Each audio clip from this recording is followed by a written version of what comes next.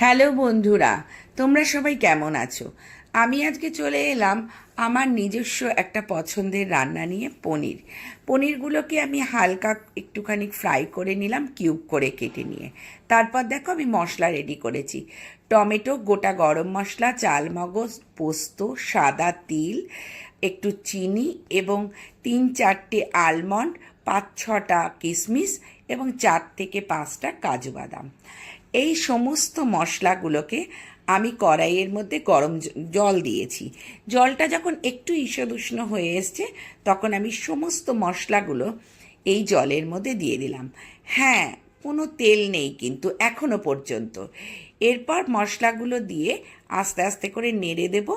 অল্প অল্প করে দেখতেই পাচ্ছ। আর চামচে আমি 1/2 চামচ মতন ঘি অ্যাড করেছি। তোমরা কিন্তু ইচ্ছে করলে 1 চামচ সর্ষের তেল অথবা রিফাইন তেল দিতে পারো, তবে ঘি আমি এই কারণেই বলছি, ঘি অথবা বাটার দিও, রান্নার কিন্তু ফ্লেভারটা একদম টোটালি চেঞ্জ হয়ে যাবে। আর দেখছো আমি মিডিয়াম টু লো ফ্লেমে কিন্তু মশলাগুলোকে কষিয়ে অল্প করে নিয়েছি। ঠান্ডা করে মিক্সির বাটিতে দিয়েছি, 4-5টা কাঁচা লঙ্কা অ্যাড করেছি, কিউব করে আদাও দিয়ে দিয়েছি, জিরে ধনে গুঁড়ো দিয়েছি।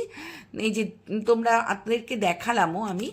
যাই হোক, মশলাগুলোকে কিন্তু সমস্ত একে একে অ্যাড করে নিলাম মিক্সির বাটির মধ্যে। এইবার মশলাগুলো বেটে নিয়ে আমি কিন্তু কড়াইয়ের মধ্যে রিফাইন তেল দিয়েছি আর মশলাগুলোকে কিন্তু দিয়ে দিলাম। দেখো, মশলাগুলো আমি সুন্দর করে আস্তে আস্তে কষিয়ে নিচ্ছি। তোমাদেরকে আমি এই কারণেই বললাম মশলাগুলো বয়েল করে নেওয়ার জন্য, এর কিন্তু টেস্টটা একদম অন্যরকম হবে। অন্যরকমভাবে বলতে, পনিরের যেরকম কাঁচা মশলা দিয়ে রান্না করো সেরকম টেস্ট হবে না। নুন হলুদ অ্যাড করলাম এবং আবারও আমি আস্তে আস্তে করে মশলাটা সুন্দর করে কষিয়ে নিচ্ছি। তেল ছেড়ে আসার আগেই আমি 2 চামচ দই দিয়ে দিলাম, টক দই।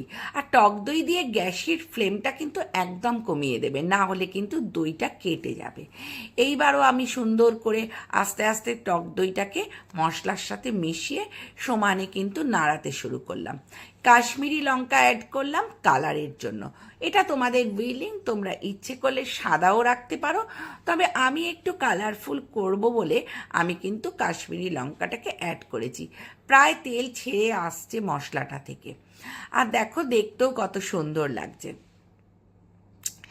ভালো করে নাড়বে, কারণ না হলে যেহেতু সমস্ত বাদাম এবং টক দই আছে, সেহেতু নিচে কিন্তু লেগে যেতে পারে।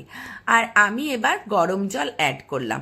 অবশ্যই রান্নাটাতে গরম জল দিও, ঠান্ডা জল দিও না, কারণ রান্নাটার টেস্টটা কিন্তু তোমরা সেই মাত্রায় পাবে না। এরপর একটু ফুটে উঠতে আমি কিন্তু পনিরগুলো দিয়ে দিয়েছি।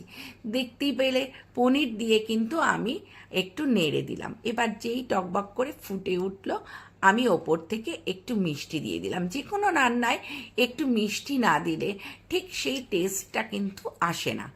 আর এবার আমি 1 চামচের মতন ঘি অ্যাড করলাম। এবার নামানোর আগে তোমরা ঘি এবং একটু গরম মশলাও দিও। আচ্ছা, এবার আমি ঘিটা দিয়ে সুন্দর করে নেড়ে নিলাম।